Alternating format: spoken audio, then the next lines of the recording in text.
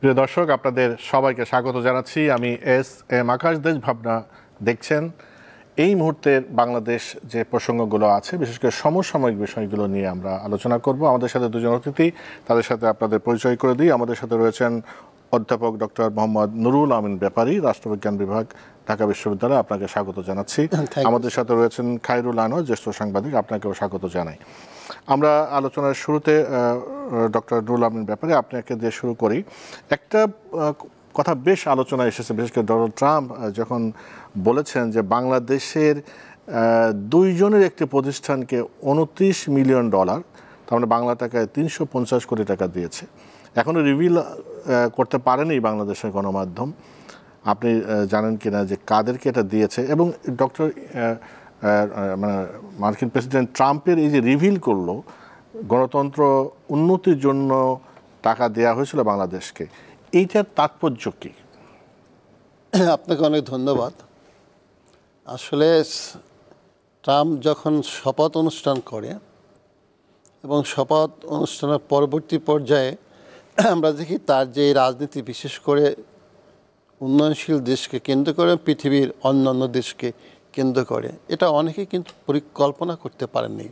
কারণ সকলেই মনে করেছিল, পৃথিবীর বিভিন্ন দেশের নেতৃবৃন্দ মনে করেছিল যেন গতানুগতিকভাবে মার্কিন যুক্তরাষ্ট্রের যে পলিসিগুলি ওভাবেই ট্রাম্প পরিচালিত হবে এবং ওই নীতিগুলি গ্রহণ করবে।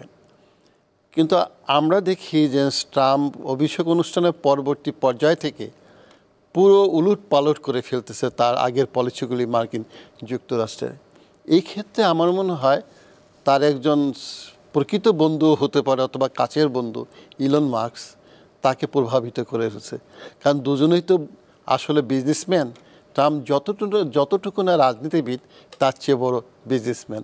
ট্রাম্প কিন্তু রাজনৈতিক দৃষ্টিকোণ থেকে যতটুকু না তার দেশকে দেখে, তার চেয়ে সে ব্যবসাকে কেন্দ্র করে বিজনেসের দৃষ্টিভঙ্গিতে দেখে, যার জন্য he is a great nationalist তার দেশের কনটেক্সটে। কারণ তার মার্কিন যুক্তরাষ্ট্রের মানুষের কল্যাণ করে, তথা মার্কিন যুক্তরাষ্ট্রের জনগণ কিভাবে লাভবান হতে পারে। সে হতে পারে আপনি ডিক্টেটর, সে হতে পারে অ্যান্টি ডেমোক্র্যাট, অনেক কিছু হতে পারে, কিন্তু মার্কিন যুক্তরাষ্ট্রের জনগণ কিন্তু তাকে এই দৃষ্টিকোণ থেকে ভালোবাসে। আপনার প্রশ্নটা আমি উত্তর দিয়ে দিচ্ছি। ইলন মাস্ক এই পরামর্শটা খুব সম্ভবত তাকে দিয়েছেন যে পৃথিবীর বর্তমান যে রাজনৈতিক অবস্থা, সেই অবস্থার প্রেক্ষাপটে আমাদের মনে হয় উন্নয়নশীল দেশগুলো অথবা ইউরোপিয়ান কান্ট্রিজের পিছনে আমাদের এত টাকা, আমার দেশের জনগণের টাকা তাদের পিছনে ব্যয় করে উচিত হবে না। অর্থাৎ আমরা নতুনভাবে চিন্তা করি মার্কিন যুক্তরাষ্ট্রের জনগণকে কীভাবে সুন্দর জীবন দেওয়া যেতে পারে। তারই প্রেক্ষাপটে ইলন মাস্ক তাকে পরামর্শ দিয়েছে, যেটি আমরা বিভিন্ন লেখা থেকে এবং বিভিন্ন খবর থেকে যেটি পাচ্ছি, দিয়েছে যে তোমরা উন্নয়নশীল দেশে থার্ড ওয়ার্ল্ড কান্ট্রিজের যে গণতন্ত্র রক্ষার জন্য, বিকশিত করার জন্য, শক্তিশালী করার জন্য যেই টাকাটা মার্কিন যুক্তরাষ্ট্র ব্যয় করতেছে, এটি মনে হয় উচিত হবে না। উচিত হবে না কেন? এই ব্যয়টা প্রকৃতপক্ষে গণতন্ত্র বিকাশের ক্ষেত্রে ততটুকু যায় না। যেই প্রসঙ্গে আপনি প্রশ্নটা করলেন, এই যে দুটো এনজিওকে দিয়েছে, একটা এনজিও, দুইজনের একটা এনজিও, সেখানে এটার জন্যই তো আমরা খুঁজতে আমাদের সুবিধা হচ্ছে। যদি বলতো না, এই দুজনের কথা না বললে আমরা হয়তো বা সুজনকে মনে করতাম, অনেককে মনে করতাম। এখন আমরা মনে করতেছি দুজনের কার এনজিও, তো অনেকে এটা বের করে ফেলছে। আমি দেখব যে আমরা সকলেই দেখব যে আজকে বিশেষ করে খুব সম্ভবত ফেস দ্য পিপল অথবা বিভিন্ন জায়গায় আলোচনা হচ্ছে, সেখান থেকে বের হয়েছে এরা কারা। এরা প্রকৃতপক্ষে কিন্তু আমার গভর্নমেন্টের, আমার দেশের বর্তমান যেই সরকারটি পরিচালিত অন্তর্বর্তীকালীন সরকার, তার মধ্যে দুইজন যে মালিক, দুটো এনজিও, তাদের ও দুজন কিন্তু এখন আপনার উপদেষ্টা পদে বসে আছেন। এবং তাদের সত্যি কথা, তাদের কিন্তু প্রকৃতপক্ষে আমার দৃষ্টিকোণ থেকে আমি বারবার বলছি যে তাদের ওই জায়গায় যে যাওয়া কোনো লাভ নেই। তারা তো করে এনজিও, তারা বাংলাদেশের জনগণের ইন্টারেস্ট সার্ভ করবে না, তারা নিজের ইন্টারেস্ট সার্ভ করবে এবং অ্যাট দ্য সেম টাইম যে দেশ থেকে টাকা প্রদান করে তাদের ইন্টারেস্ট সার্ভ করবে। এনজিওর একটা নিয়ম যেটা, যার জন্য আমি কিন্তু আপনার এই টকশো তো প্রথম একবার ডেকেছিলেন, আমি বলেছিলাম এই সরকারটি প্রকৃতপক্ষে এনজিও গ্রাম সরকার। এনজিও এবং গ্রামীণ ব্যাংকের কর্মচারী যারা, এরা মিলে সরকারটি গঠিত হয়েছে। আরেকটা রিজিওনাল গভর্নমেন্ট, রিজিওনাল মানে আঞ্চলিকতার দিকে সে চট্টগ্রাম নোয়াখালী পর্যন্ত এসেছে। এই এলাকা দিয়ে দেখবেন পুরো ক্যাবিনেটটি গঠিত হয়েছে। তারপরে আমি বলবো ইউনূস সাহেবকে আমি অত্যন্ত প্রশংসা করি।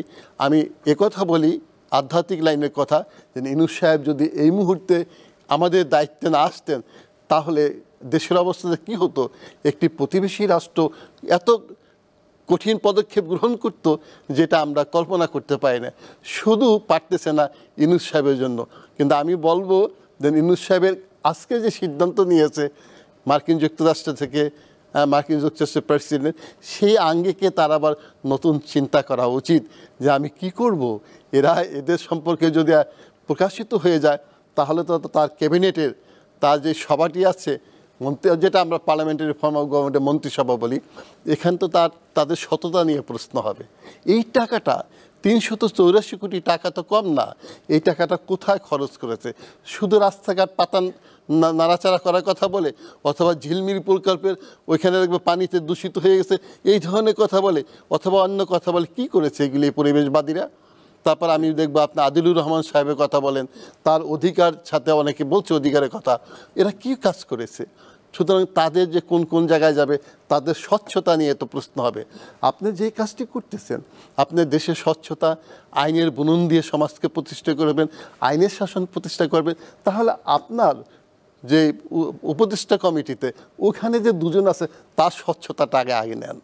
যে প্রশ্নগুলি আসবে, কিন্তু এই প্রশ্নগুলো যখন উঠবে অবশ্যই সেগুলো খতিয়ে দেখবেন, সেটা আমরা প্রত্যাশা করি। কিন্তু খায়রুল আনোয়ার, যে প্রসঙ্গটা বলছিলাম যে 29 মিলিয়ন বা 350 কোটি টাকার বেশি হবে, সেক্ষেত্রে আপনাকে যখন সাংবাদিক হিসেবে, জ্যেষ্ঠ সাংবাদিক হিসেবে, গণমাধ্যমের একটা দায়িত্ব কেনা, ডোনাল্ড ট্রাম্প যে এটা বলে, দুইজন স্যার একটা ধারণার কথা বলেছেন, কিন্তু এখানে তো তথ্য উপাত্ত দিয়ে গণমাধ্যম মানুষও জানতে চায় যে এরা কারা। সেইটা আমরা গণমাধ্যম এখন পর্যন্ত তো বের করতে পারে নাই। অনেকে বলছেন যে এটা সোশ্যাল মিডিয়া বের করবে, তারপর মেইনস্ট্রিম গণমাধ্যম এটার পেছনে ছুটবে। ধন্যবাদ আকাশ। আমার মনে হয় এটা গণমাধ্যমের একটা দায়িত্বের উপর পড়ে গেছে। এটা অবশ্যই এই জিনিসটা অনুসন্ধান করে বের করা উচিত। অধ্যাপক নুরুল আমিন যেটা বললেন, এটা বিষয়টাকে কী হিসেবে দেখব আমরা, যে আসলে কি এখানে গণতন্ত্র শক্তিশালী করার জন্য দেওয়া হয়েছিল? বিদেশ থেকে তো বিভিন্ন ধরনের অনুদান আসে, এনজিওগুলো সেভাবে অনুদান গ্রহণ করে তারা জনকল্যাণে অনেক কাজ করে, আবার অনেক ধরনের অভিযোগ আছে, ৯/৬ নিয়ে অভিযোগ আছে। এখন এই বিষয়টা মানে স্বয়ং ট্রাম্প বলেছেন, তার মুখ থেকে সরাসরি আসছে, হ্যাঁ, এবং বলেছে এটা কোনো খরচ হয়নি, 2 জন মাত্র কর্মী নিয়ে এটা হয়েছে। তো সেই হিসাবে এটা মনে করি গণমাধ্যমের অবশ্যই, এটা বাংলাদেশের গণমাধ্যমের উচিত এটা খুঁজে বের করা যে কারা এবং কীভাবে টাকাটা আসছে এবং কোথায় খরচ হয়েছে, কিভাবে খরচ হয়েছে। কারণ টাকার অঙ্ক তো কম না, প্রায় 350 কোটি টাকার মতো হবে।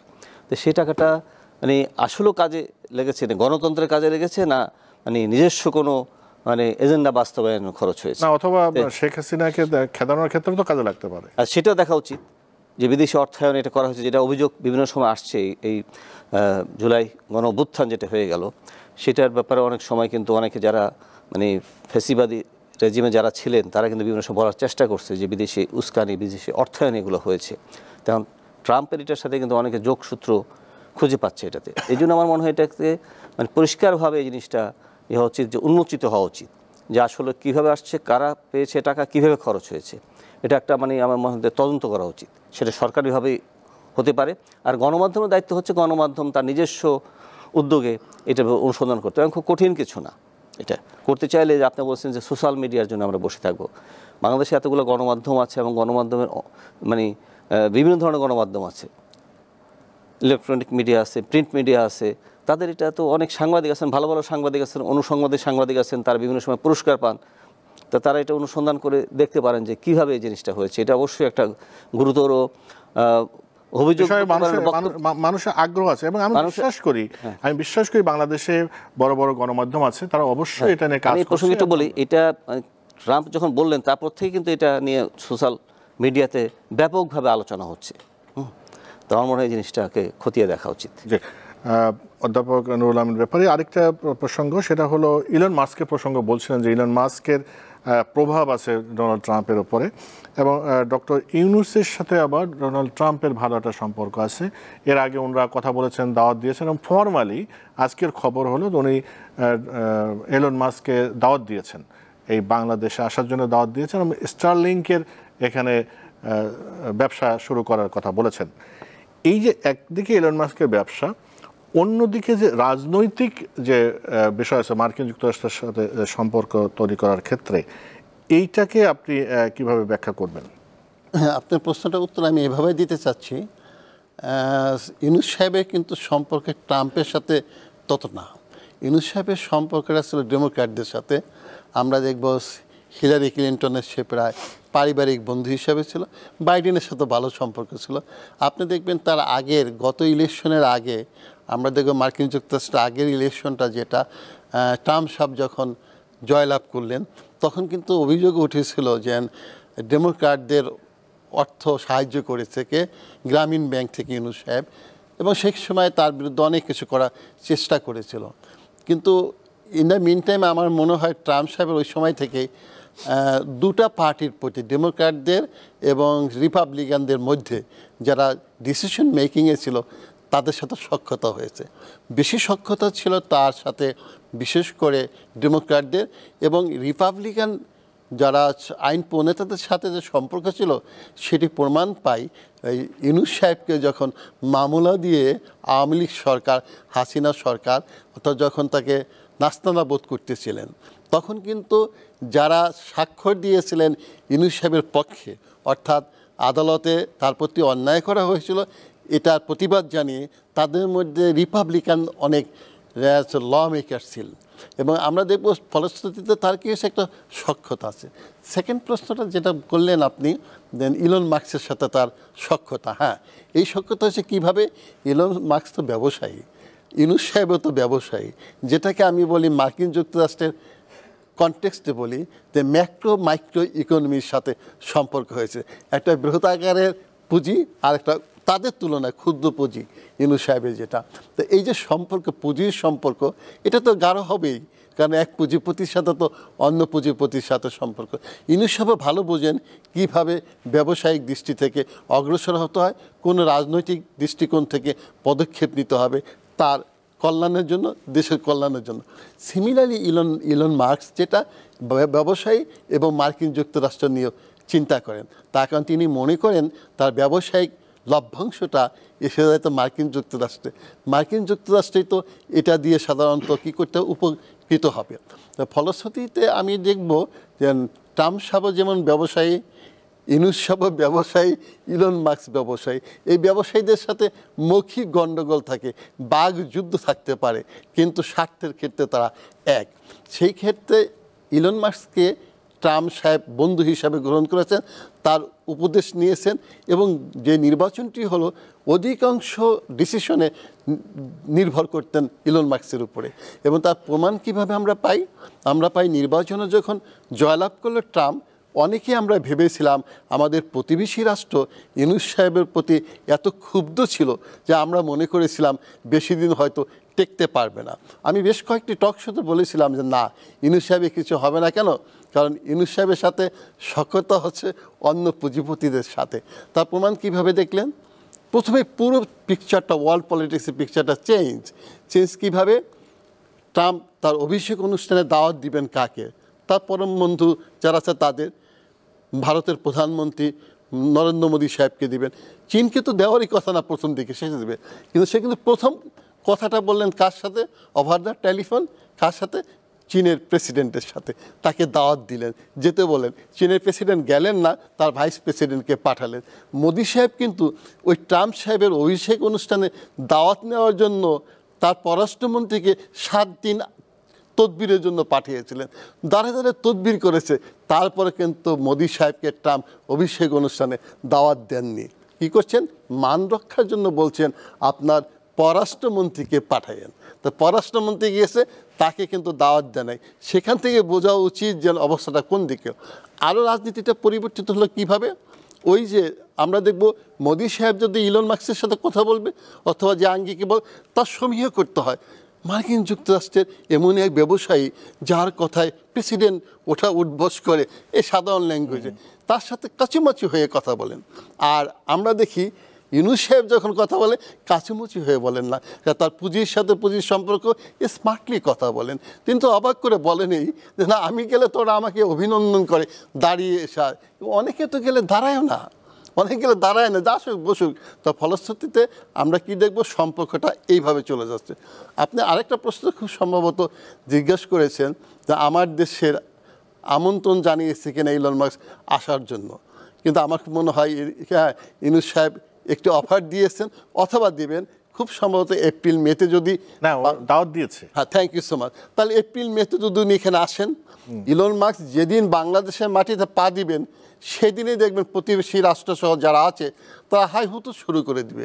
এটা কি হলো, যাকে আমরা ক্ষমতা থেকে সরাবো সে এত শক্তিশালী তো কথাই বলতে পারবে না। আর ইউনূস সাহেবের গদিও শক্তিশালী হবে।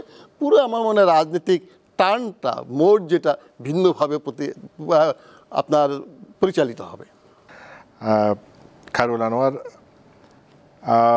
নতুন দল ঘোষণা হতে যাচ্ছে। আপনারা জানেন যে তরুণরা, শিক্ষার্থীরা, বিশেষ করে বৈষম্য বিরোধী ছাত্র আন্দোলন যারা এই ফ্যাসিস্ট সরকারকে বিদায় দিতে নেতৃত্ব দিয়েছে, তারাই এই নতুন দল গঠন করছে। এই দলের সম্ভাবনা এবং প্রয়োজনীয়তা কতটা দেখেন? এখন সম্ভাবনার বিষয়টা তো আসলে ভবিষ্যতের উপরে ছেড়ে দিতে হবে।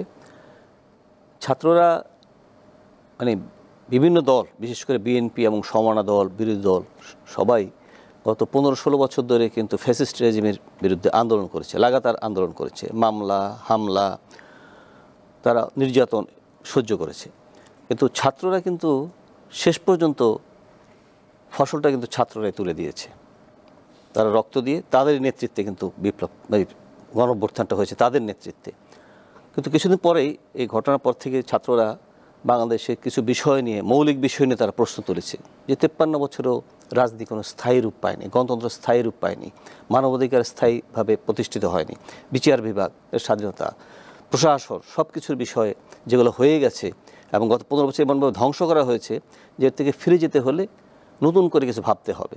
ছাত্ররা মূলত এইটাই বলার চেষ্টা করছে এবং তারা প্রচলিত যে রাজনীতি, বড় দুই দল, একটি তো পতিত ফ্যাসিস্ট হিসেবে চিহ্নিত হয়েছে এবং গণহত্যার দায়ে তাদের বিচার হবে, আরেকটি বড় দল তারাও ক্ষমতায় ছিল, তো তাদের ব্যাপারেও হয়তো তাদের অনেক বিষয়ে রিজার্ভেশন আছে, তারা নতুন কিছু করার চিন্তা করছে। এখন হয়তো আগামী 2-1 দিনের ভিতরে যেটা শোনা যাচ্ছেন যে উপদেষ্টাদের কেউ কেউ দলের সাথে জড়িত হবেন, দায়িত্ব নেবেন, প্রধান দায়িত্ব, হয়তো তিনি উপদেষ্টা পরিষদ থেকে পদত্যাগ করবেন, দায়িত্ব নেবেন। এবং তারা গত কয়েকদিন ধরে এই সমন্বয়করা, জাতীয় নাগরিক কমিটি এবং বৈষম্য ছাত্র আন্দোলন নেতৃবৃন্দ, তারা বিভিন্নভাবে বৈঠকে বসে একটা সমাবেশের মাধ্যমে তারা এই দলটা ঘোষণা করবে। এবং সেই ঘোষণায় তাদের কি থাকবে চিন্তাভাবনা, তাদের এজেন্ডা কি হবে, তারা বলছেন যে প্রচলিত রাজনীতির বাইরে যাবেন, সেটা কি? তাদের কিছু বক্তব্য তো ইতিমধ্যে বিতর্ক তৈরি করেছে। যেমন তারা বলেছেন 72-এর সংবিধান ছুঁড়ে ফেলতে হবে, মুজিববাদী সংবিধানের কবর দিতে হবে, এটা নিয়ে কিন্তু বিতর্ক হয়েছে। পরে তারা সেখান থেকে কিছুটা সরে এসেছে আর কি। এখন তাদের চিন্তা ভাবনার ভিতর কী আছে সেটা আমাদের দেখতে হবে যে ঘোষণা করার পর তারা কি নতুন কিছু বলছেন। এখন কতটুকু তারা সংগঠনকে গোছাতে পারবেন, তারা হয়তো নির্বাচনেও যাবেন এবং তারা বলেন যে না আমরা আসলে একটা প্রেশার গ্রুপ হিসেবে থাকব, দেশে যাতে গণতন্ত্র প্রতিষ্ঠিত হয়, স্থায়ী রূপ পায়, মানবাধিকার, বিচার বিভাগের স্বাধীনতা যাতে হয়, জনগণের যে ন্যূনতম আকাঙ্ক্ষা সেটা যাতে বাস্তবায়িত হয়, জবাবদিহিতা যাতে থাকে, শাসনে যারাই যান, নতুন করে যাতে ফ্যাসিজম কায়েম না হয়, নতুন করে কোনো ফ্যাসিস্ট যাতে দেশে না আসে, সেটার জন্য তাদের নিজস্ব কিছু চিন্তাভাবনা এবং এজেন্ডা থাকবে। সেটা ঘোষণা করার পর তার দল গুছিয়ে সারা দেশে কীভাবে তারা সারা ফেলবেন সেটার জন্য আমাদেরকে অপেক্ষা করতে হবে। এভাবে বলা যাবে না যে তারা কতটুকু সফল হবেন কি হবেন না, সেটা দেখার বিষয় আছে। জি, ডক্টর নুরুল আমিন ব্যাপারী, আপনি রাষ্ট্রবিজ্ঞানী হিসেবে বাংলাদেশে যে বিভিন্ন রাজনৈতিক দলের যে গঠন এবং কোনো দল টিকে যাওয়া, কোনো দল মৃত্যুবরণ করা, এগুলো আপনি দেখেছেন বিভিন্ন ক্রান্তিকালে, মানে রাজনৈতিক বিভিন্ন ক্রান্তিকালে বিভিন্ন দলের প্রয়োজনীয়তা হয় এবং গঠনও হয়। এই যে একটা ঐতিহাসিক প্রেক্ষাপটে এই নবীনরা বা শিক্ষার্থীরা একটা রাজনৈতিক দল গঠন করতে যাচ্ছে, এর সম্ভাবনা কতটুকু দেখেন এবং মানুষের প্রত্যাশা কতটা পূরণ করতে পারবে বলে আপনার মনে হয়? আমার মনে হয় মুকুল সাহেব খুব সুন্দরভাবে উত্তর দিয়েছেন, চমৎকার উত্তর দিয়েছেন, আগে এই বিষয়ে উত্তর দিয়েছেন। এখন প্রশ্ন হচ্ছে কি, আমাদের সত্যি কথা, আমরা একটা জাস্ট ট্রেডিশনাল সোসাইটি থেকে এসেছি। যতই আমরা বলি আধুনিক আধুনিক আধুনিক, গণতন্ত্রে কিন্তু সত্যিকারের কথা একটি স্ট্রং ন্যাশনালিস্ট পার্টি প্রয়োজন, একটি জাতীয়তাবাদী পার্টি প্রয়োজন। সে তার নিজের মানুষের কথা চিন্তা করবে, মানুষের স্বার্থ দেখবে। পৃথিবীর অন্য কোনো দেশ কি বলুক, কোনটা করুক, সেই তাদের সিদ্ধান্ত গ্রহণ করার আগে দেখতে হবে আমার দেশের জনগণের কল্যাণ হয় কিনা। কিন্তু আমরা দেখি, আমাদের দুঃখের বিষয়, দুর্ভাগ্য আমাদের দেশের রাজনৈতিক দলগুলো বিশেষ করে জনগণ কেন্দ্রিক থেকে যখন বৈদেশিক নির্ভরশীলতা বেড়ে যায়, তখন কিন্তু জনগণ দেখব বিগড়ে ওঠে এবং তার আসল রেজাল্টটা দিয়ে দেয়।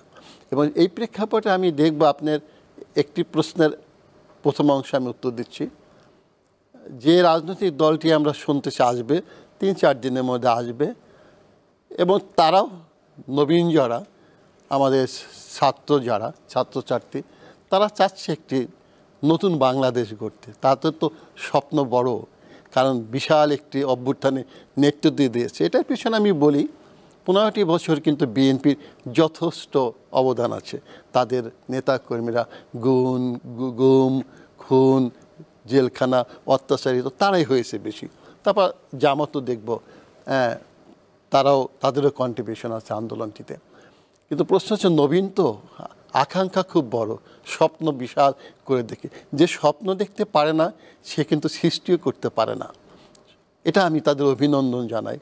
আর তাদের দাঁড়াতে দল করে কঠিন হয়ে যাবে। কেন কঠিন হবে? ওই যে আমাদের দুটো কেন্দ্রিক, আমি এটাকে পরিবারতন্ত্র হিসাবে বলবো না, কারণ এটা অনেক পরিবর্তিত হয়ে যাচ্ছে। কারণ এদেশে সাধারণত আওয়ামী লীগ আর বিএনপি কেন্দ্রিক ছিল। তবে আমি এটি সত্যিকারে বলি, যেহেতু আপনি বলছেন রাষ্ট্রবিজ্ঞানে ছাত্র হিসাবে, আমি বলবো আওয়ামী লীগের নিকট থেকে মানুষ এত অ্যান্টি ডেমোক্রেটিক অ্যাক্টিভিটিস পছন্দ করে নাই। কারণ যেভাবে গণতন্ত্রের কথা বলেছে পার্টির সৃষ্টির সময়, আপনার প্রশ্নের উত্তর আমি এভাবেই দিচ্ছি, মাওলানা আব্দুল হামিদ খান ভাসানী, পরবর্তী পর্যায়ে হোসেন শহীদ সোহরাওয়ার্দী এবং আরও অনেক নেতৃত্ব পরে আসছে, শেখ মুজিবুর রহমান সাহেব, তারা সবাই গণতন্ত্রের কথা বলেছে। কিন্তু আমাদের দুর্ভাগ্য হলো, আওয়ামী লীগ যখনই ক্ষমতায় গিয়েছে তারা গণতন্ত্রকে হত্যা করেছে। 72 সালে শেখ সাহেব ক্ষমতায় এসেছে, আমরা দেখব 3.5 বছরের মাথায় গণতন্ত্রকে হত্যা করে বাকশাল প্রতিষ্ঠা করেছে। তারপরে গত 15টি বছর আমরা যা দেখেছি, সেটি তো কল্পনা করা যায় না এটা কোন ধরনের গণতন্ত্র ছিল, কোন ধরনের কর্মসূচি ছিল আওয়ামী লীগের। অন্য কোনো একটা স্বৈরতান্ত্রিক পার্টি করলে কিন্তু মানুষ এত সমালোচনা করতো না, কিন্তু তার প্রতি কত ক্ষুব্ধ ছিল। আপনি দেখবেন কোটি কোটি, শেষে তো প্রায় 1.5 কোটি 2 কোটি লোক ঢাকা শহরে নেমেছে, পুরো বাংলাদেশে। তাহলে এটা কি হচ্ছে? মানুষও চাচ্ছে, আকাঙ্ক্ষা করতেছে যে আমরা একটা নতুন বাংলাদেশ দেখি, গণতান্ত্রিক বাংলাদেশ। সেই বাংলাদেশ দেখার লক্ষ্যে এরা পার্টিটি করতেছে, কিন্তু কঠিন হবে। তবে আমি এটাও বলবো, যদি তারা দাঁড়িয়ে যেতে পারে তাহলে কিন্তু নতুন বাংলাদেশ গড়তে পারবে। তার কারণ মানুষের কল্পনা আছে, মানুষও চাচ্ছে কিছু যেন আসে, পরিবর্তন যেন, মানুষের পরিবর্তন চায়। এই সমাজ শিক্ষিত সমাজ, পড়াশোনা করতেছে, চাকরি নাই, বেকার, অথচ একটা শ্রেণী আমার দেশের টাকাটা বিদেশে পাঠাচ্ছে। কারা? ওই যে আমার দেশের শ্রমিক শ্রেণী পৃথিবীর বিভিন্ন দেশে গিয়ে কত কষ্টের মাধ্যমে ফরেন এক্সচেঞ্জ পাঠাচ্ছে, টাকা পাঠাচ্ছে। এই টাকাটা এই ধনিক শ্রেণী, যারা লুটেরা শ্রেণী, বিজনেসের মাধ্যমে, বিভিন্ন কারুকার্যের মাধ্যমে এই বড় বড় পার্টির শেল্টারে থেকে এই টাকাগুলো চুরি করে আবার বিদেশে পাঠিয়ে দিচ্ছে। গরিবরা কষ্ট করে টাকা পাঠাচ্ছে, এই টাকাগুলো তারা হাজার হাজার কোটি টাকা বিদেশে পাঠাচ্ছে। এটা তো গণতান্ত্রিক সমাজ না। গণতান্ত্রিক সমাজ হতে হলে পুঁজির বিকাশ করতে হবে, জাতীয়তাবাদী হতে হবে, জাতীয় পুঁজির বিকাশ করতে হবে। টাটা, বিড়ালা, ডালমিয়ার মতো শক্তিশালী পুঁজিপতি সৃষ্টি হবে। সেটি তো হচ্ছে না। কেন? অ্যাকাউন্টেবিলিটি নাই। তাদের জবাবদিহিতা নাই, বিচার করতে পারে না, বিচার বিভাগে কোনো স্বাধীনতা নাই, তারই জন্য যদি এরা দাঁড়াতে পারে আমি বলবো নতুন বাংলাদেশ হয়তোবা সৃষ্টি করতে পারবে। তার প্রমাণ আমি দিয়ে দিচ্ছি। এই কিছুদিন আগে শ্রীলঙ্কাতে একটি ইলেকশন হলো, সেখানে জয়লাভ করছে কারা? ছোট্ট একটা পার্টি। 1970 সালে তারা এই পার্টিটি গঠন করেছিল। পার্টিটির নাম হচ্ছে জনতা মুক্তি পেরামুনা পার্টি, জেভিপি। তারা মাওয়িস্ট পার্টি ছিল, সমাজতান্ত্রিক পার্টি। তারা কয়েকটি থানা দখল করেছিল, পরবর্তী পর্যায়ে টিকে থাকতে পারে নাই। ওই ছেলেগুলো সেদিনের যুবক এখানে এসে কী হয়েছে, প্রবীণ হয়েছে। তারা কি করেছে আমরা দেখব, ওই যে প্রেসিডেন্ট প্রাইম মিনিস্টারকে বিতাড়িত করার জন্য যেভাবে হাসিনাও যে বিতাড়িত হয়েছে, বিশেষ ভূমিকা পালন করেছে। নতুন আকাঙ্ক্ষা নিয়ে, নতুন স্বপ্ন নিয়ে তারা নির্বাচন করেছে, জয়লাভ করেছে। কিন্তু শ্রীলঙ্কার অবস্থা বাংলাদেশের প্রেক্ষাপটে অত সহজ না হতে পারে। তবে আমি মনে করি তারা যদি দাঁড়াতে পারে, যদি ঐক্যবদ্ধ হতে পারে, কয়েকটি আসন না হলে এবার পাবে। যদি আশা সংখ্যক আসন পায়, পরবর্তী পর্যায়ে কিন্তু তারা নতুন একটা কর্মসূচি প্রদান করে নতুনভাবে দাঁড়াতে পারবে। সেই ক্ষেত্রে আমার মনে হয় অপোজিশন পলিটিক্যাল পার্টি বিএনপি সহ সবারই স্পেস দেওয়া উচিত। কী জন্য? গণতন্ত্রের জন্য। যদি ক্ষমতায় যাবে বিএনপি, তার যদি শক্তিশালী অপোজিশন পার্লামেন্টে না থাকে, তাহলে তো গণতন্ত্র বিকশিত হবে না। তার যে সমস্ত কর্মীরা আছে, নেতারা আছে, তারা যখন চুরি করবে, অবাধ চুরি করবে, তারা কোনো জবাবদিহিতা নাই। আর অপোজিশন পার্টি পার্লামেন্টে শক্তিশালী হলে কি হবে? চুরির সংখ্যা কমে যাবে, জবাবদিহিতা আছে। ওই গণতন্ত্র রক্ষার জন্য, বিএনপির স্বার্থের জন্য আমার মনে হয় এই স্পেসটা দেওয়া উচিত। এবং যারা ছাত্রদের, তাদেরও বোঝা উচিত যে তারা সবারই তো কন্ট্রিবিউশন আছে পতিত সরকারের হটানোর বিষয়ে, গণ আন্দোলন, গণ অভ্যুত্থানে। তাদের সাথে এমন কোনো কনফ্রন্টেশনে যাওয়া উচিত না, এই ফাঁক ফোকরে যেন আবার ওই পতিত সরকারের লোকগুলো যেন রাষ্ট্রীয় ক্ষমতার বেশি জায়গা দখল করে না নিতে পারে। অনেক ধন্যবাদ, চমৎকার বলেছেন খায়রুল আনোয়ার। আপনি অবশ্যই এগ্রি করবেন যে এই যে গণ অভ্যুত্থান পরবর্তী সময়, এই গণ অভ্যুত্থানের এই সময়ে কিন্তু মানুষের মনোজগতে একটা পরিবর্তন আসছে। বিশেষ করে যে দ্বিদলীয় ব্যবস্থা আমরা দেখেছি আওয়ামী লীগ এবং বিএনপি। আওয়ামী লীগ তো গন কেস, বিএনপির সামনে একটা সম্ভাবনা আছে।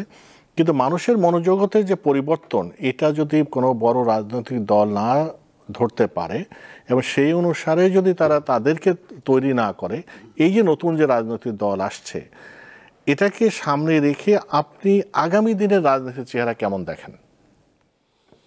এটা খুব অল্প সময়ে বলা খুব কঠিন বিষয়। কারণ আমাদের যদি স্বাধীনতার পর থেকে ধরি, ৭২ সাল থেকে আজকে 2025 সাল, এই 53 বছরের যে আমাদের পথপরিক্রমা, তাতে কিন্তু কখনই ডেমোক্রেসি, একটু ইতিহাস টানতে হয়, স্বাধীনতার পরে একদলীয় শাসন এবং শেখ মুজিবুর রহমানের সপরিবারে নিহত হলেন, সামরিক শাসন হলো, জিয়াউর রহমান হত্যাকাণ্ডের শিকার হলেন, এরশাদ সামরিক শাসন জারি করলেন, দল করলেন, এবং গণ আন্দোলনের মাধ্যমে 90 সালে তখন এরশাদেরও কিন্তু পতন হলো এবং জেলে যেতে হলো।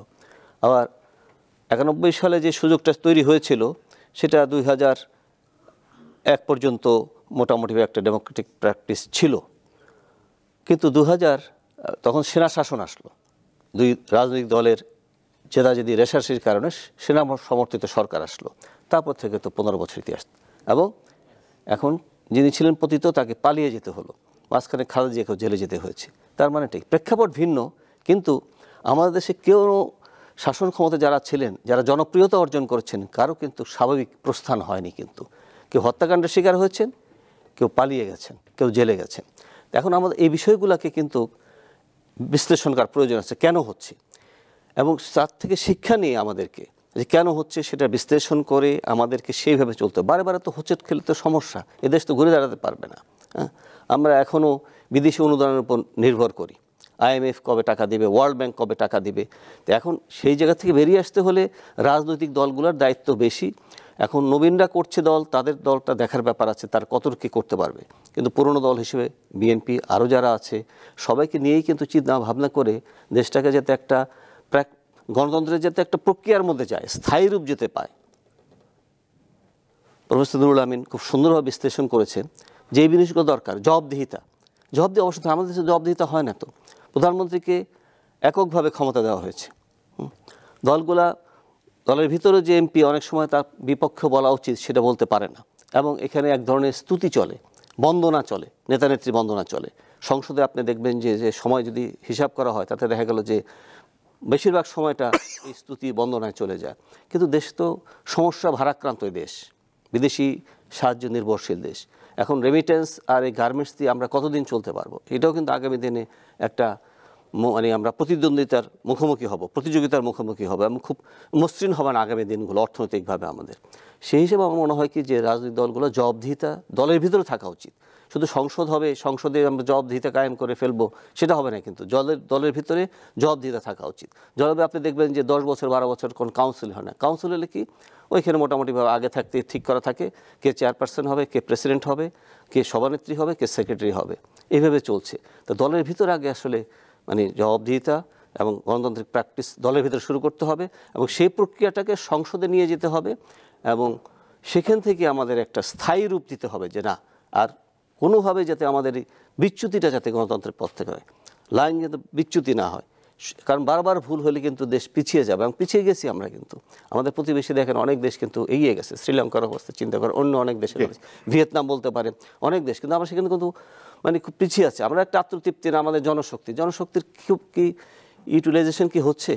বেকার সমস্যা যদি দেখেন, কর্মসংস্থান অভাব, মানে বড় বড় বিশ্ববিদ্যালয় থেকে পাশ করার পর কিন্তু চাকরির বাজার কিন্তু চাকরির সংস্থান হচ্ছে না। তো এই বিষয়গুলো কিন্তু আমার মনে হয়, যেমন এই প্রসঙ্গে আমি একটু বলে নিই, এই যে সংস্কার প্রস্তাব এখন বলা হচ্ছে সংস্কার 90 সালে যখন এর সাথে পতন ঘটলো, তারপরে কিন্তু অধ্যাপক রেহমান সোবহানের নেতৃত্বে কিন্তু অনেকগুলা প্রস্তাবনা তৈরি করা হয়েছে, সেটা কিন্তু কোনো বাস্তবায়ন করা হয়নি। কিন্তু সবই যে সঠিক ছিল, সবই যে উপযোগী ছিল তা না, কিছু তো গ্রহণ করা যেত। এখন সংস্কারের কথা বলা হচ্ছে, সংস্কার প্রস্তাবনা যেগুলো হবে সেগুলো কতটুকু বাস্তবায়ন হবে সে প্রশ্ন থেকে যায়। পুলিশ কি জবাবদিহিতার আওতায় আসবে? রাজনৈতিক দলগুলো জবাবদিহিতার আসবে? প্রশাসনকে আসবে? প্রশাসনকে জনগণের দোরগোড়ায় যাবে? ভূমি অফিসকে দুর্নীতিমুক্ত হবে? আরও যেগুলোর বিরুদ্ধে দুর্নীতি আমরা কতটা কমাতে পারবো? প্রথমত রাষ্ট্রীয় পর্যায়ে কমাতে হবে। হাজার হাজার কোটি টাকা পাচার হয়ে গেছে, সেটা রোধ করার কী ব্যবস্থা হবে? এই জন্য এই বিষয়গুলোকে মানে বড় ক্যানভাসে দেখে আমাদেরকে সিদ্ধান্ত নিতে হবে। জি, অনেক ধন্যবাদ অধ্যাপক ডক্টর নুরুল আমিন ব্যাপারী। এই যে অন্য একটা প্রসঙ্গে আসি, নির্বাচন নিয়ে তো আলোচনা হচ্ছে এখন, যে এখন নির্বাচন, এখন জাতীয় নির্বাচন আগে না স্থানীয় সরকার নির্বাচন আগে? এখন ধরেন আপনি নিশ্চয়ই জানেন যে কারা আগে স্থানীয় সরকার নির্বাচন চায় এবং কারা চায় না। আপনি এটাকে কিভাবে ব্যাখ্যা করবেন এবং কোনটার আগে আসলে প্রয়োজন আপনার দিক থেকে কি মনে হয়? না, প্রশ্নটা আপনি যেভাবে করছেন এটা সাধারণত গতানুগতিকভাবে অনেকে বলে থাকে এই বিষয়ে আলোচনা হলে, ডিম আগে না মুরগি আগে। কারণ এখানে দেখবো দুপক্ষেই বলতেছে এটা আগে ওটা আগে। আমি দেখব অনেকে বলতেছে এটা প্রশাসনিক সমস্যা, আমি বলবো তা না, আমি এটাকে বরঞ্চ বলবো রাজনৈতিক সমস্যা। রাজনৈতিক সমস্যা এইভাবে এসেছে, আমি পুরো ব্যাখ্যা ওপেনলি করতেছি। বড় দুটির মধ্যে একটা সবচেয়ে অনেক বড়, বিএনপি চাচ্ছে জাতীয় নির্বাচনটি আগে, এবং বিএনপির সাথে যারা ঐক্যবদ্ধভাবে আন্দোলন করেছে, এবং আমরাও বিএনপির সাথে ছিলাম, তো নিয়ম তো হচ্ছে বড় পার্টি যেদিকে যাবে সেদিকে সাধারণত চায় সবাই। আর জামাত ইসলাম তারাও বিএনপির সাথে আন্দোলন করেছে, এবং ইসলামিক পার্টিগুলো কিন্তু চাচ্ছে লোকাল গভর্নমেন্ট আগে। এবার বিএনপির সাথে যারা ছিলেন তাদের মধ্যে নূর সাহেবের পার্টি, যেটা বিপি নূর সাহেব যারা যে নামে আমাদের পরিচিত, তারা ওপেনলি বলছে লোকাল গভর্নমেন্ট আগে। আস্তে আস্তে আবার সরে যাচ্ছে, লোকাল গভর্নমেন্টের দিকে চলে যাচ্ছে তারা, যে না লোকাল গভর্নমেন্টটা হোক, ওটা দেওয়া। বিএনপিও যুক্তি দিচ্ছে যে হলে এখানে মারামারি কাটাকাটি হবে, তবে মারামারি কাটাকাটি বিশেষ করে আগে হলেও হবে, পরে হলেও হবে, কম বেশি যেটা সেটা হয়। আমার মনে হচ্ছে এখানে ছাড় দেওয়া উচিত দেশের স্বার্থে। আগে তো ব্যক্তির চেয়ে দল বড়, দলের চেয়ে দেশ বড়। বিএনপির উচিত হবে প্রেসিডেন্ট জিয়াউর রহমান সাহেব যে কথাটি বারবার বলতেন, যার উপর ভিত্তি করে পার্টিটি বিকশিত হয়েছে, সেই পলিসিটা গ্রহণ করে দলের স্বার্থে, জাতির স্বার্থে, আমার মনে হয় তাদেরই তো বন্ধু পার্টিগুলো একসাথে আন্দোলন করেছে, কাদের পতিত সরকারকে, একটা স্বৈরাচারী সরকারকে হটানোর জন্য, গণতন্ত্র পুনঃপ্রতিষ্ঠার জন্য, তাহলে তাদের সাথে একসাথে মিশে আলাপ আলোচনার মাধ্যমে সমস্যাটা সমাধান করলেই তো হয়। বিএনপির একটি ভয় আছে, খুব সম্ভবত ভয় করতে পারে ওই যে আপনার চুন খেয়ে মুখ পড়ছে দই দেখলে ভয় পায়, গ্রাম বাংলা প্রবাদ আছে। 111 যেমন একটা সৃষ্টি হয়েছিল বিএনপিকে মাইনাস করার, হয়তো বা বিএনপি মনে করতে পারে, ভয় করে তাদের অনেক নেতারা টকশোতে এসে বলে যে আমাদের কি -2 করবে কিনা ওই পলিসিতে। আমার মনে হয় ওটা সম্ভব হবে না। হবে না কেন? সেই বিএনপি তো এই বিএনপি আর সেই বিএনপি এক না। কারণ অভ্যুত্থানের সময় বিএনপি তার স্ট্যান্ড দেখিয়েছে। জনগণও চায় যেন একটি শক্তিশালী পার্টি থাকুক, তার সাথে পার্লামেন্টের জন্য আরেকটি পার্টি যায়, ওই পার্টিটিও যেন অপোজিশন শক্তিশালী হয় এবং ওই পার্টি যেন দেশের স্বাধীনতা সার্বভৌমত্বকে সম্মান করে, প্রতিবেশীর নিকট যেন পুরো সব বিকিয়ে দেয় না, দেশ বিকিয়ে যেন বলে না আপনি এমন কিছু আমি তোমাকে দিয়েছি, হ্যাঁ, একটু কল্পনা করা যায় না। বিএনপি স্থানীয় সরকার নির্বাচনে গেলে ভয়টা কোথায়? ভয়টা হচ্ছে এখানে আমি বলবো সেটির ভয়কে অবশ্য আছে। অর্থাৎ আমরা দেখবো আগের সরকারগুলো যারা কিংস পার্টি, তারা কিন্তু ক্ষমতায় গিয়ে পার্টি করেছে, পার্টি করার পরে লোকাল গভর্নমেন্ট দিয়ে ওই লোকাল গভর্নমেন্টের নেতাদের তাদের পার্টিতে টেনে এনেছে, ওই পার্টিগুলো শক্তিশালী করে পার্লামেন্ট ইলেকশনে গিয়েছে। বিএনপির সামনে তো এক্সাম্পল আছে। বিএনপি তো তৃণমূল পর্যায়ে সমর্থন আছে। আমি এটাই তো বলি, আমি বলবো বিএনপি তৃণমূল পর্যায়ে সমর্থন শুধু না, এত সমর্থন আছে কল্পনা করা যায় না। এবং বিএনপি যদি ফেয়ার ইলেকশন হতো, আওয়ামী লীগ, জাতীয় পার্টি সহ সব পার্টিগুলি যদি ওই আওয়ামী লীগের অধীনে ফেয়ার ইলেকশন দিত, তাহলে বিএনপি নিরঙ্কুশ সংখ্যা পেয়ে ক্ষমতায় যেত। হয়তো বা বিএনপি আমার মনে হয় কম পাবে, আমি তো মনে করি না, আমার দৃষ্টিকোণ থেকে মনে করি বিএনপি এবারে ক্ষমতায় যাবে।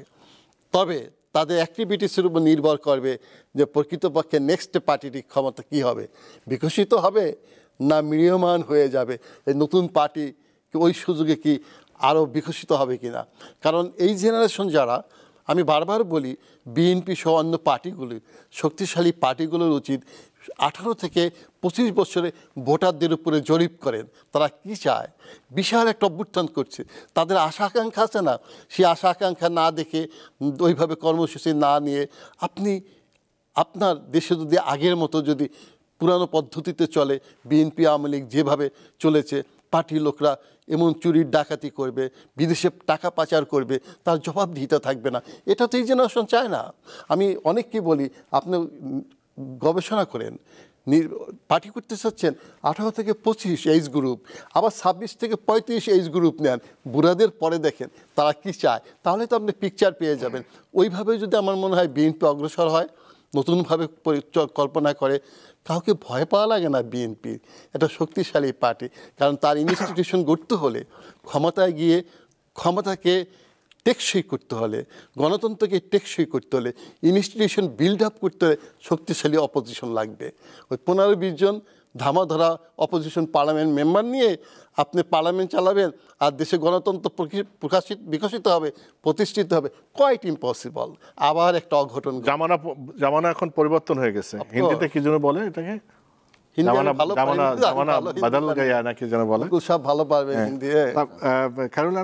এই বিষয়ে আপনার চিন্তা ভাবনা কি?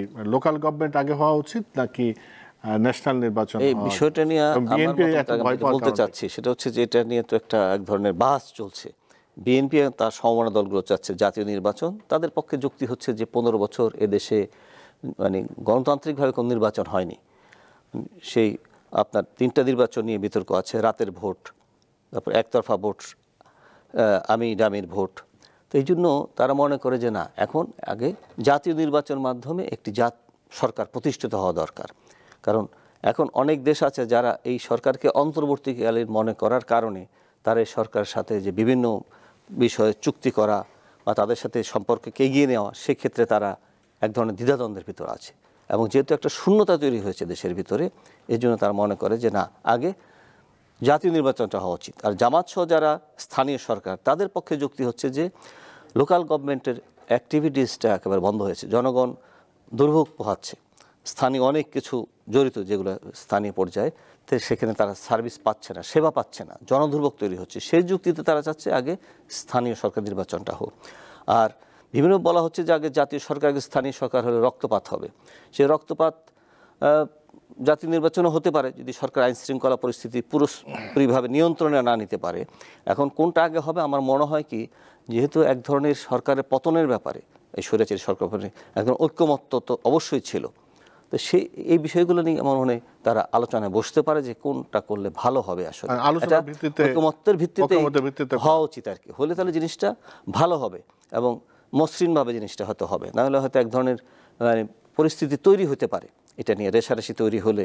বিএনপি যদি স্থানীয় সরকারের ব্যাপারে বিরোধিতা থাকে যেন এটা আগে হবে না, তার বলেছে বিভিন্ন সময় যে না এটা আমরা মেনে নেব না, এবং এই ক্ষেত্রে যদি রিজিট থাকে তাহলে সমস্যা তৈরি হতে পারে। আবার যদি অন্যরাও যদি মানে বিএনপি জাতীয় নির্বাচনের আগে দেয়, তারাও যদি আবার রিজিট থাকে না স্থানীয় সরকার আগে দিতে হবে, আমার মনে হয় এইভাবে পরস্পর বিরোধী অবস্থান না নিয়ে একটা ঐকমত্যের ভিত্তিতে সিদ্ধান্ত হওয়া উচিত। জি, অনেক ধন্যবাদ। আমরা একদম শেষ পর্যায়ে ছোট্ট করে একটা প্রশ্ন করি ডক্টর মোহাম্মদ নুরুল আমিন ব্যাপারী, সেটা হলো একটা নির্বাচন ধরা যায় আমরা প্রত্যাশা করতেই পারি, এবং আমরা এবার যে সামনে যে নির্বাচন জাতীয় নির্বাচনটা হবে সেটা ফ্রি ফেয়ার এবং একটা আকাঙ্ক্ষার নির্বাচন হবে, এবং জনগণ যাদেরকে ভোট দেবে তারা ক্ষমতায় আসবে। একটি ভালো নির্বাচন, একটা ভালো সংসদ এবং গণতন্ত্রের নিশ্চয়তা দেয় কিনা, বা আমরা যে খায়রুল বলেছেন যে আমাদের ইতিহাস যেটা দেখেছে যিনি ক্ষমতায় আসে তিনি ক্ষমতা চিরস্থায়ী করার জন্য যা যা করা দরকার করে। কিন্তু একটা ভালো নির্বাচন তো এর আগেও হয়েছে, কিন্তু আমরা ভালো গণতন্ত্র পাইনি, ভালো সংসদ পাইনি। এখন যে একটা ভালো নির্বাচন হবে সেই নির্বাচনের পর আমরা একটা ভালো সংসদ এবং ভালো গণতন্ত্র পাবো, এরকম নিশ্চয়তা আমরা পেতে পারি কিনা? আপনি যে প্রশ্নটা করেছেন এটার উত্তর এত কঠিন যে আমার মনে হয় কেউ দিতে পারবে না। এই বাংলাদেশের প্রেক্ষাপটে খুব কঠিন। তবুও আমরা বলবো সেটা যে বাংলাদেশে আমরা দেখি, আমরা গণতন্ত্রকে এমনভাবে দেখতেছি নির্বাচনমুখী গণতন্ত্র। এটাকে সাধারণত আমাদের ভাষায়, রাষ্ট্রবিজ্ঞানের ভাষায় ইলেকট্রাল ডেমোক্রেসি বলে, নির্বাচনমুখী গণতন্ত্রকে। কিন্তু গণতন্ত্র তো নির্বাচনই না। আপনি যে প্রশ্নটা করলেন, আমি জয়লাভ করলাম, জয়লাভ করার পরে আমি আইনের শাসন প্রতিষ্ঠা করব কিনা, আমার পার্টিটি ক্ষমতায় গেল, দেদারছে আমার পার্টি আমার দেশের টাকা বিদেশে পাঠালো, আমার পার্টি লুটপাটে জড়িত হয়ে গেল, আমার পার্টি কী করলো সিন্ডিকেটের সাথে জড়িত হয়ে গেল, তাহলে আপনি কিসের গণতন্ত্র করবেন? এটাই তো বড়। তারপরে কি হচ্ছে, আপনি পুলিশ অথবা আপনার অন্যান্য এজেন্সি যারা আছে তারা আইনের শাসনটা প্রতিষ্ঠিত করতে যাবে, আপনার পার্টির মেম্বাররা করতে দিবে না। কেন? ধমক দিবে, তুমি কে, আমার পার্টি দেখবে। একজন অপরাধীকে অ্যারেস্ট করবেন, উনি ছাড়িয়ে নিয়ে আসবে, মামলা করতে দিবে না। তাই এটা তো দেখতে হবে। আমার সবচেয়ে বড় প্রশ্ন হচ্ছে আইনের শাসন। আমার এই মুহূর্তে বাংলাদেশের প্রশ্ন হচ্ছে ক্ষমতায় যান, আইনের শাসনটা দেখেন, শক্তিশালী একটা পার্লামেন্ট করে কিছু জবাবদিহিতার মধ্যে নিয়ে আসে, ধীরে ধীরে আসবেন। এই যে গণতন্ত্রটা বাংলাদেশে হঠাৎ করে আপনি প্রতিষ্ঠা করতে পারবেন না, এটি ধীরে ধীরে। যার জন্য গ্রেট ব্রিটেনের কনস্টিটিউশন নিয়ে আমরা আলোচনা করতে বলি, আমরা সাধারণত ব্যাখ্যা করি যে গ্রেট ব্রিটেনের তো আনরিটেন কনস্টিটিউশন, যতটুকু রিটেন আছে সেটাও দেখব, এবং বর্তমানে বিকশিত হচ্ছে বিভিন্ন আঙ্গিকে। সেখানে আমরা বলি যে কনস্টিটিউশনটা তৈরি করা হয় নাই, কনস্টিটিউশন গ্রো করছে। গ্রো মানে ধীরে ধীরে ধীরে গ্রো করছে। ওই যে একটা গাছ লাগালে যেমন গাছটা ধীরে ধীরে বিকশিত হয়, পরিচর্যা করতে হয়, তেমনিভাবে আপনার গণতন্ত্র বিকশিত হবে। আমার দেশে একটা গণতন্ত্র গাছের চারা, এই চারাটি লাগিয়ে আমি 3 বছরের মাথায় যদি টান দিয়ে উঠিয়ে ফেলি, উঠে যাবে। অথবা 10 বছর পরে, 5 বছর পরে দেখব উঠবে না। এই চারাটি গঠিত, যেমন গাছটা শিকড়গুলি গঠিত হয়ে যায় মাটিতে, শক্তিশীল হয়। ওই আমার উপাচার্য বাসভবনের সামনে একটা গাছ, 5,000 লোক টানলে দেখবেন উঠবে না। অথচ যখন রোপণ করা হয়েছে একদিন টান দিলে উঠে যেত। তবে গণতন্ত্রটাকে করতে হবে রোপণ করার সাথে সাথে, প্রতিষ্ঠা করার সাথে পরিচর্যা করতে হবে, আইনের শাসন প্রতিষ্ঠা করতে হবে। আপনাকে কী করতে হবে? পুঁজির বিকশিত করতে হবে, ইন্ডাস্ট্রি করতে হবে, বেকারদের চাকরি দিতে হবে, জবাবদিহিতে হবে। যেটা মুকুল সাহেব বলছেন, গণতন্ত্র তো মানি শুধু রাষ্ট্রীয় পর্যায়ে না, পার্টির মধ্যে গণতন্ত্র করতে হবে, আর সমাজের মধ্যে গণতন্ত্র হবে, পলিটিক্যাল কালচার তৈরি করতে হবে। আমি বাক ব্যক্তির স্বাধীনতা দিতে হবে, যেটাকে গুণগত পরিবর্তন করে। জন স্টুয়ার্ট মিলের ভাষায় যে গণতন্ত্র, গুণগত গণতন্ত্র আনতে হবে। ওই আনতে হবে ক্ষমতার বিকেন্দ্রীকরণ করতে হবে, ডিসেন্ট্রালাইজেশন অফ পাওয়ার। এটা নাহলে তো গণতন্ত্র হবে না। আমার এশিয়াটিক দেশগুলোতে দেখবেন ক্ষমতা কুক্ষিগত করে, ইউরোপিয়ান দেশগুলি দেখবেন ডিসেন্ট্রালাইজেশন অফ পাওয়ার। ক্ষমতা না, আমার প্রাইম মিনিস্টার তুমি ক্ষমতা নাই, তুমি দায়িত্বে আছো।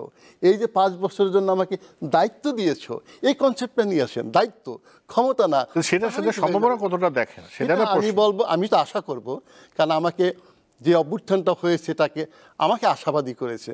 আমার তরুণরা যা দেখতেছে, যে স্বপ্ন দেখতেছে, যে কল্পনা করতেছে, আমিও তো একই সাথেই কল্পনাই করি, আশা করব। কারণ আশাই তো দুনিয়া। আমি দেখব এই আশাকে কেন্দ্র করেই আমি একটি গণতান্ত্রিক সমাজ প্রতিষ্ঠা করতে হবে। শেষমেশ আমি এটা বলতেছি, আপনি সিঙ্গাপুরের দিকে তাকান।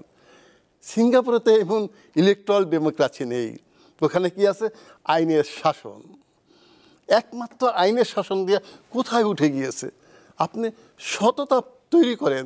2500 বছর আগে যেমন সক্রেটিস বলেছিলেন, পৃথিবীতে সততাই একমাত্র পথ, বাকি সকলেই বিপদ। সততা নিয়ে আসেন, দেখবেন সব জায়গায় ঠিকঠাক হবে।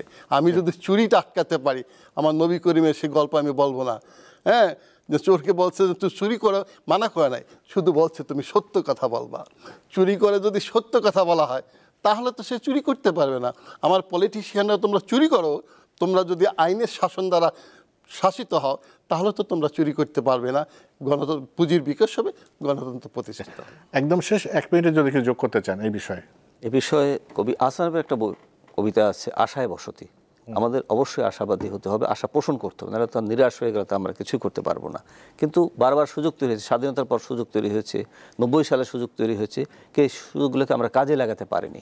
কিন্তু এবার যদি আমরা সেই সুযোগকে কাজে লাগাতে না পারি, গণতন্ত্র প্রতিষ্ঠিত করতে না পারি, আইনের শাসন, দুর্নীতিমুক্ত সমাজ, রাষ্ট্রীয় ব্যবস্থা যদি কায়েম করতে না পারি, তাহলে কিন্তু আমরা বড় ধরনের একটা বিপর্যয়ের মুখে পড়বো এবং অন্ধকারের দিকে চলে যাব। সো যে সুযোগটা তৈরি হয়েছে, রাজনৈতিক বিভক্তি থাকবে, বিভিন্ন মত থাকবে, নাহলে তো এক দল হয়ে যেত, একদলীয় শাসন হয়ে যেত, একদল হতো। কিন্তু যেহেতু ভিন্ন মত, ভিন্ন পথ, কিন্তু কিছু মৌলিক প্রশ্নে আমাদের একমত হওয়া উচিত। প্রফেসর নুরুল আমিন ব্যাপারী বলেছেন, রাষ্ট্রবিজ্ঞানীর দৃষ্টিতে, রাষ্ট্রবিজ্ঞানের শিক্ষক হিসেবে উনি সেগুলো ব্যাখ্যা বিশ্লেষণ করেছেন। সো এই বিষয়গুলো তারাও ভালো জানে, রাজনৈতিক দলগুলো যারা ক্ষমতায় যেতে চায় তারা ভালো করে জানে, তাদেরকে সেইভাবে পথ নকশা তৈরি করতে হবে, পথ নির্দেশ তৈরি করতে হবে, যে আর সুযোগ যাতে নষ্ট না হয়, দেশে যাতে একটা গণতান্ত্রিক সমাজ, গণতান্ত্রিক চর্চা অব্যাহত থাকে, জবাবদিহিতা থাকে, দুর্নীতি যাতে না থাকে, সেভাবে অগ্রসর হতে হবে। আগামী দিনগুলোর জন্য আমাদেরকে অপেক্ষা করতে হবে, আমরা আশাবাদী হতে চাই। আমরা আশাবাদী হব এবং যারা ক্ষমতায় আসবে শেখ হাসিনার মতো পালিয়ে যেতে হবে না, অন্তত সেই রকম কাজ করবে। এটা যদি সামনে উদাহরণ থাকে তাহলে আর মনে হয় অনেক জায়গায় গণতন্ত্র প্রতিষ্ঠিত হবে, সেই প্রত্যাশা রাখি। অধ্যাপক ডক্টর মোহাম্মদ নুরুল আমিন ব্যাপারে আপনাকে অনেক ধন্যবাদ, খায়রুল আনোয়ার অনেক ধন্যবাদ। প্রিয় দর্শক, আপনাদেরকে অনেক ধন্যবাদ। দেখলেন দেশ ভাবনা আলোচনা অনুষ্ঠান। আজ এ পর্যন্ত, সবাই ভালো থাকবেন।